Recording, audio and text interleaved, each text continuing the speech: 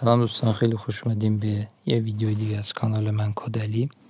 دوستان امیدوارم که ویدیوهای قبلیمون هم به دردتون خورده باشه. امروز اومدیم راجع به این ترندی که 2-3 روز پیش داره اتفاق افتاده و همه دارن ازش استفاده میکنن.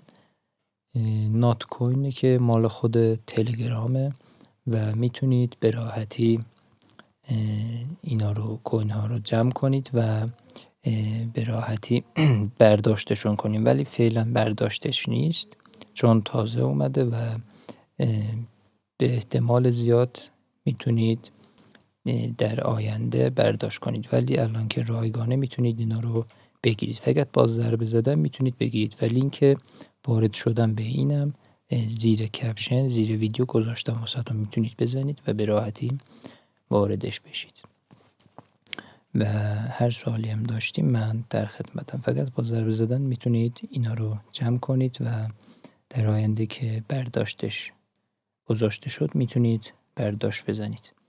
دوستان ممنون میشم که کانال منو دنبال کنید و آخر این ویدیومونم جایزه داره، جایزه نقدی داره. آموزش باز کردن حساب بلو بانک جایزه نقدی داره. 30,000 تومان نقدی واسهتون واریز میشه، میتونید استفاده کنید و ازش استفاده کنید. ممنونم ازتون، امیدوارم که آموزشم هم به دردتون خورده باشه. هر مشکل داشتین در خدمتم، حتما این آموزشم ببینید که جایزه داره. دمتون گرم. فعلا یا علی، خدا نگهدار.